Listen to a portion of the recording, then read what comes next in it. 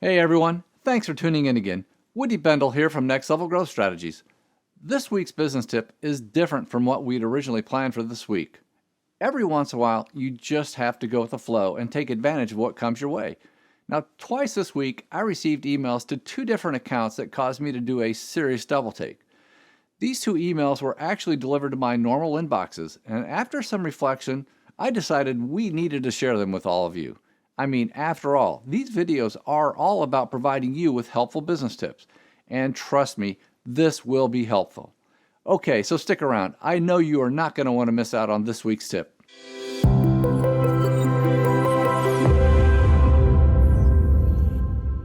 All right, welcome back everyone. Let's jump right on in. This week's business tip is sort of a public service announcement.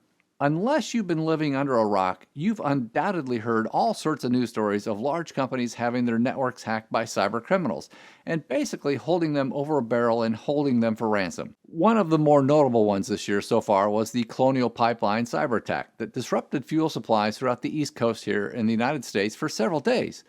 And a couple years ago, the city of Atlanta's network was hacked, causing outages for a wide range of public services for several days, affecting over 6 million people. Now, because of their size and scale, these got a lot of attention. But last year alone, Americans lost over $43 billion from robocalls and phishing scams, the average incident being about $1,100. And like I said in the intro, I received two different phishing emails just this past week. Now, I've been in the email marketing biz for quite a while, and throughout my career, I've sent billions of marketing emails. Legitimate marketers know and adhere to the rules of the Can-Spam Act. But there are a lot of dirtbags out there who could care less about laws and regulations, and they'll do anything to steal your money and wipe you out. This first email did have a spammy or fishy feeling subject line, which is always my first clue. Second, it came to our general inquiries email address, which is public-facing on our website, so I tend to open all of these emails. The sender email address wasn't an immediate giveaway. You'll see that though with the next email I'm going to share, but it was still suspect in my mind. And as I started to read the email, it definitely felt off. There was definitely enough there to make you start paying a little more attention because there are a lot of telltale signs, like clunky grammar, but right out of the gate, I don't know what device he's talking about. I have a lot of devices, and I'm not sure what website he's referring to. The consulting fee amount didn't have a comma or dollar sign. And I have absolutely no idea what the wallet address even means. And that last paragraph is pretty much a grammatical train wreck. But his "take care and have a nice day" was a nice closing touch, don't you think? Now, something I recommend if you do receive an email that seems fishy is to copy it and paste it into a Google search. When I did that with this one, bingo. It's a known scam. In the trash can you go. Now this next email, I'm not even sure where to start with this one, but I guarantee you that somebody somewhere has fallen victim to it. First, the subject line is horrible with nearly invisible characters in it. And the last time I checked, Apple isn't sending confirmation receipts from poppythough2911@gmail.com. Again, lots of clunky grammar throughout. I'm assuming they wanted me to either reply to the email or call that 951 phone number. No dice. And wouldn't you know it, when I did a Google search, the text from the body of the email showed up as a scam. What? No. I mean, who wouldn't want 12 terabytes of cloud storage for $1,500?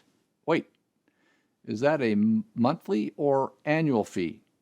Who cares? That's a deal either way, right? Okay, so here's our tip. Like I said earlier, there are a lot of scum-sucking dirtbags out there who would love nothing more than to rip you off and totally clean you out. Don't let this happen to you, your business, or any of your employees.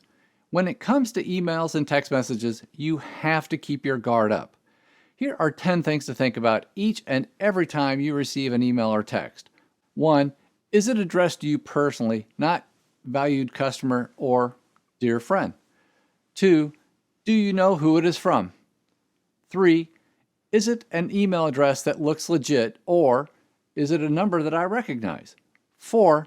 Does it make sense that you would be receiving this message? 5. Is there poor or clunky grammar? 6.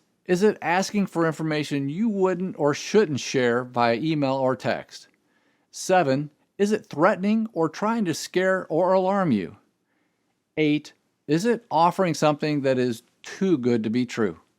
9. Does something just feel off or not feel right? And finally, 10. Does a Google search of the email or text message confirm that it is a scam or phishing attempt? And whatever you do when in doubt about the legitimacy of an email or text, do not click on anything and do not respond to it. And if you'd like more information about email safety and security, check out the links in the description below to our friends at Simple Salt, who make security easy. So there you have it. That's this week's tip for getting your business to its next level of profitable growth by creating clarity, alignment, and consistency. Thank you again for watching, and we'll see you next time.